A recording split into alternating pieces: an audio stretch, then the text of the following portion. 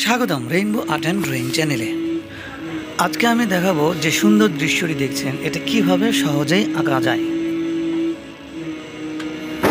প্রথমে আমরা পেজের মাঝ বরাবর একটা দাগ দিব স্কেল দিয়ে এভাবে। তারপর এই পাশে একটা আমরা ঘর আঁকাবো। প্রথমে আমরা একটা চালা আঁকাবো চারকোনাভাবে চতুর্ভুজের মতো করে এভাবে।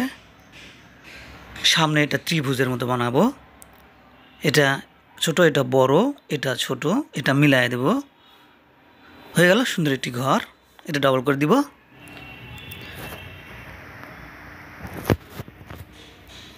এবারে এই পাশেও একটা একইভাবে আর একটা ঘর আঁকাবো একটু ছোট করে, ঠিক একইভাবে। প্রথমে এভাবে চালা বানিয়ে নেব চতুর্ভুজে, তারপরে ত্রিভুজ আকৃতি করব, তারপরে এই দাগগুলো দিয়ে দেবো ছোট বড় ছোট এইভাবে। হয়ে গেল এখানে একটা সুন্দর ঘর।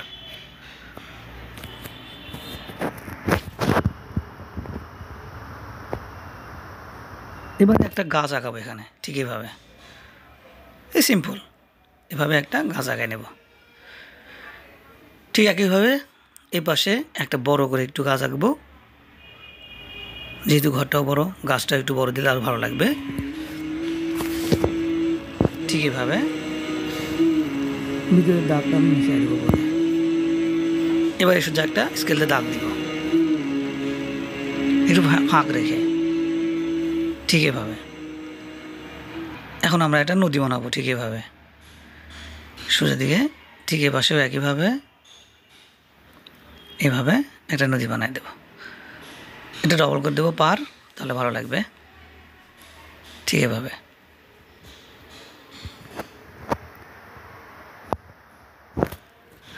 এবারে শেষ সীমানার উপর একটা পাহাড় আঁকাবো আমরা এভাবে। এই পাশে একটা এই পাশে একটা, দুইটা পাহাড় আঁকালাম। মাঝখানে সূর্য দিব, সূর্য রশ্মিগুলো এভাবে দিব আমরা। হয়ে গেল সুন্দর দৃশ্য। এবারে দূরের যে গাছপালা সেগুলো আঁকাবো ঠিক এইভাবে। দেখুন দৃশ্যটি আঁকাতে খুব একটা সময় লাগলো না এবং খুব দ্রুত একটা সুন্দর দৃশ্য হয়ে গেল। আপনাদের ছোটো বাচ্চাদেরকে, ছোট্ট সোনামণিদেরকে খুব সহজেই শেখাতে পারবেন।